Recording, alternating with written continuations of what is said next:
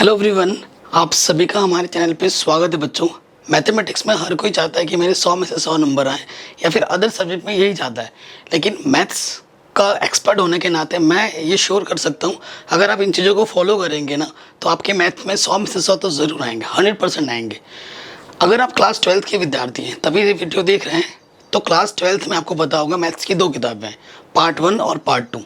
ठीक है, पहले भाग में आपके 1 से लेकर 6 चैप्टर हैं और दूसरे भाग में 7 से लेकर 13 चैप्टर हैं। ठीक है, हमारे लिए हर एक चैप्टर आसान है।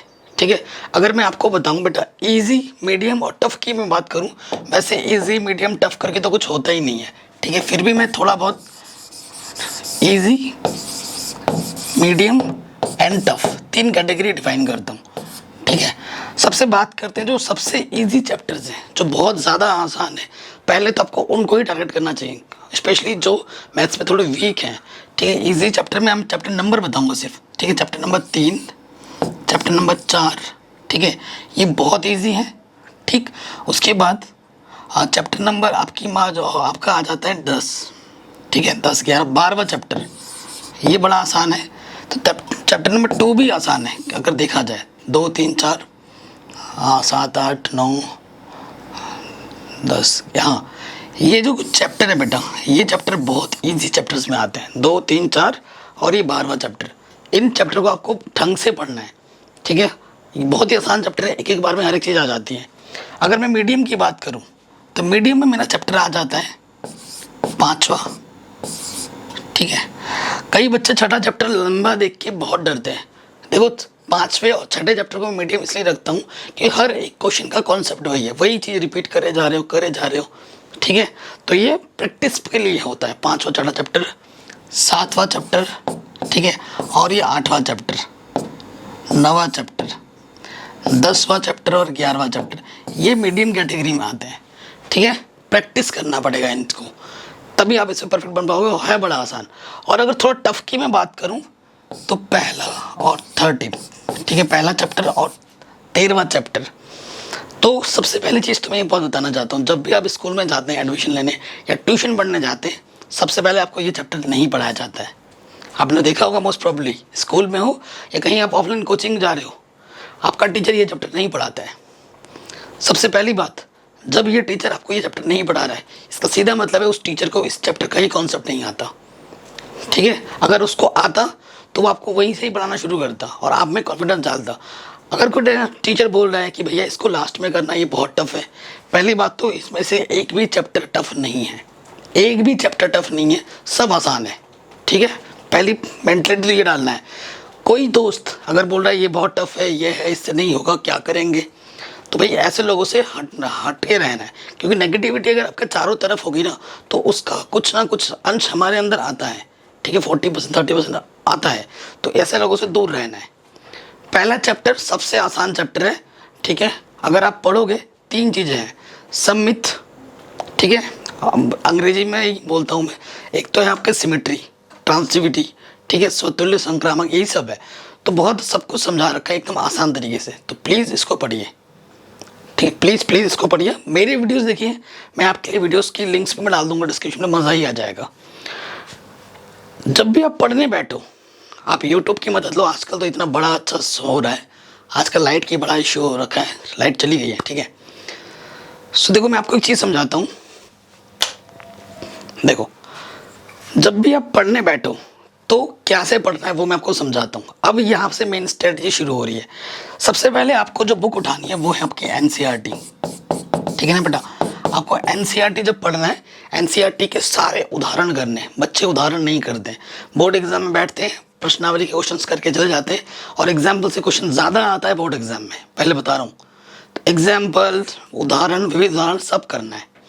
ठीक है, करने के बाद देखो बोर्ड एग्जाम में उदाहरण क्वेश्चन बहुत आते हैं। ठीक, और एक चीज़ बच्चे जो मिस्टेक करते हैं, विविध प्रश्नावली नहीं करते हैं। सबसे ज़्यादा इंपॉर्टेंट होता है विविध प्रश्नावली। विविध प्रश्नावली से क्वेश्चन बहुत ज़्यादा पूछे जाते हैं, तो ये चीज़ करनी है आपको। एनसीईआरटी के सारे उदाहरण करने, सारी प्रश्नावली करनी है, ये तो करना ही, और प्रैक्टिस ज़्यादा से ज़्यादा करना है। अगर आप कोई चीज़ आज पढ़ रहे हो, कोई प्रश्नावली पढ़ रहे हो, 5 क्वेश्चन किए, 10 क्वेश्चन किए, उसको एक बार आप स्कूल में पढ़ा, एक बार आप मेरे वीडियोस से पढ़ लिया, और उनको रात में रिवीजन करना भी बहुत ज़्यादा ज़रूरी है। ठीक है, प्रैक्टिस जब तक नहीं करोगे तब तक काम नहीं चलेगा। उसके साथ साथ और एक चीज़ इंपॉर्टेंट है बेटा, अगर आपने एक क्वेश्चन मेरे से देखा है तो कोशिश करो 2 क्वेश्चन आप खुद उससे मिलता जुलता खुद बनाओ। जब आप एक क्वेश्चन देख के खुद उससे 2 मिलते जुलते क्वेश्चन बनाओगे तभी आपका कॉन्फिडेंस बढ़ेगा, तभी आप में एक सेल्फ बिलीव आएगा कि हाँ मैं कर सकता हूँ, हाँ मैं कर सकती हूँ, ऐसा क्वेश्चन आएगा तो हो जाएगा। जब ये चीज़ आपके मन में आ जाए ना तभी आप पक्का कुछ सीख रहे हो ये समझ लेना, वरना कुछ नहीं सीख रहे। ठीक है, ये चीज़ बहुत ज़्यादा ज़रूरी है। उसके बाद बेटा जब आपका चैप्टर ख़त्म हो, ठीक है, जैसे ही आपका पहला चैप्टर खत्म हो गया या एक चैप्टर बहुत लंबा है तो उस चैप्टर के कम से कम 2 टेस्ट देने, आधे का और फिर आधे का और फिर को पूरे का एक, तो 3 टेस्ट आपको देने हैं। और ये टेस्ट आप अपने टीचर से करवाओ, स्कूल में आप अपने भाई से कराओ, जहाँ कोचिंग पढ़ रहे हो वहाँ से कराओ। कोचिंग की तो ज़रूरत होती नहीं, आजकल यूट्यूब ही सब कुछ दे रहे हैं। अगर आप मेरी वीडियो देखोगे कोचिंग की कोई ज़रूरत नहीं है। ठीक है, तो टेस्ट ज़रूर देना है, टेस्ट रेगुलरली देना है। रेगुलरली जो बच्चा प्रॉपरली सिंसियरली टेस्ट दे रहा है, देता रहेगा ना, वही बच्चा एंड में जाके फोड़ेगा 100 में से 100। कोई बच्चा सोच रहा है टेस्ट क्या दूँ, छोड़ यार टाइम बर्बाद होगा, आगे पढ़ता हूँ, तो ये सबसे बड़ी गलती है। टेस्ट दोगे आपको अपनी गलती का पता लगेगा और वो गलती आप आगे नहीं करोगे। और इससे क्या होता है ना, टेस्ट देते रहने से हमारा जो एग्ज़ाम फियर है वो कम होता है। क्योंकि जब एग्ज़ाम में बैठते हो ना तो आपको एग्ज़ाम से पहले सारा क्वेश्चन आता है, जैसे पेपर हाथ में आता है अरे भाई जो क्वेश्चन आता है वही भूल जाते हो, तो वो होता है प्रेशर, एग्ज़ाम फियर। अगर एग्ज़ाम फियर को दूर करना है तो आपको रेगुलरली टेस्ट देना पड़ेगा।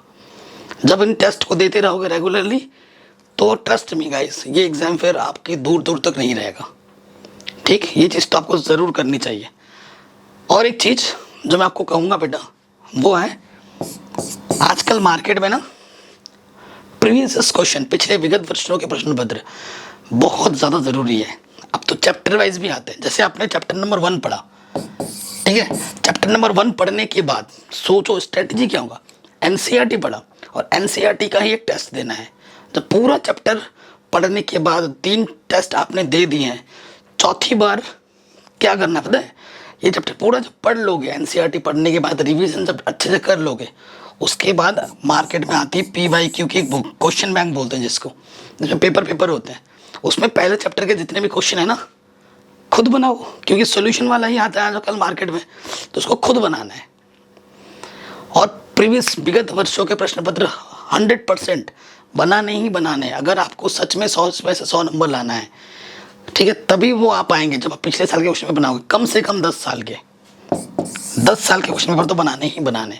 कई बच्चे क्या करते हैं लास्ट में बनाते हैं, एकदम लास्ट में ना, ये चीज़ गलत है भाई। लास्ट में क्यों करें, साथ में लेके चलो, तब लास्ट में वो चीज़ हमारे लिए और आसान हो जाएगी। और मैं कहता हूँ बेटा डेली पढ़ो। कई बच्चे अभी घूम रहे हैं, फिर रहे हैं, मस्ती कर रहे हैं, बेटा रोते रहोगे एंड पे। कम पढ़ो लेकिन डेली पढ़ो, फिर लास्ट में प्रेशर नहीं पड़ेगा। क्योंकि मैथ्स ही नहीं है आपके पास फिजिक्स भी है, आपके पास केमिस्ट्री भी है, इनको भी पढ़ना है, वो भी इंपॉर्टेंट सब्जेक्ट है, उन पर भी हमें मेहनत करनी पड़ती है। तो बेटा शुरू से पढ़ना पड़ेगा। ठीक है, तो मेन चीज़ वही है, डेली पढ़ना होगा। डेली जो भी पढ़ रहे हो, पढ़ते टाइम कॉपी बनानी है आपको। फिर जैसे आप हर चीज़ की कॉपी बनाते हो ना, तो क्या करना है, आप जो चीज़ पढ़ रहे हो ना घर पे आके क्वेश्चन लिखते हुए, कई बच्चे क्वेश्चन नहीं लिखते, सिर्फ सोल्यूशन लिखते हैं, ये गलती मत करना। क्वेश्चन ज़रूर लिखना है। क्वेश्चन लिखने से क्या होगा, उसमें आपका इंटरेस्ट पैदा होगा, फिर सोल्यूशन पे आओगे। ठीक है, सोल्यूशन पे अगर इस क्वेश्चन का कुछ इंपॉर्टेंट नोट है तो उसे डब्बे में लिख लो। ठीक है, कोई फॉर्मूला है, फॉर्मूला लिख दिया, और इस क्वेश्चन में कोई इंपॉर्टेंट चीज़ है तो उसे लिख दो कि भाई इसमें ये करना होगा। तो जब आप रिवीजन करते हुए पन्ने को पलटोगे तो वो चीज़ आपको तुरंत पेज में दिखेगी और आपको याद आ जाएगा भाई ऐसे करना है।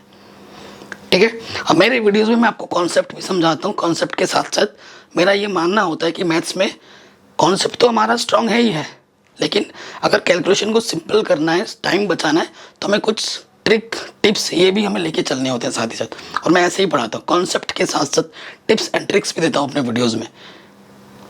लिंक्स मिल जाएंगे डिस्क्रिप्शन में आपको सारे वीडियोज़ की।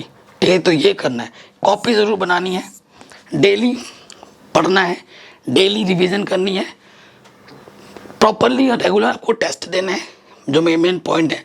उसके बाद आपको पिछले 10 साल का जो क्वेश्चन बैंक आता है चैप्टर वाइज, चैप्टर जैसे एनसीईआरटी खत्म हो उसके बाद उसका सारे क्वेश्चंस करने हैं।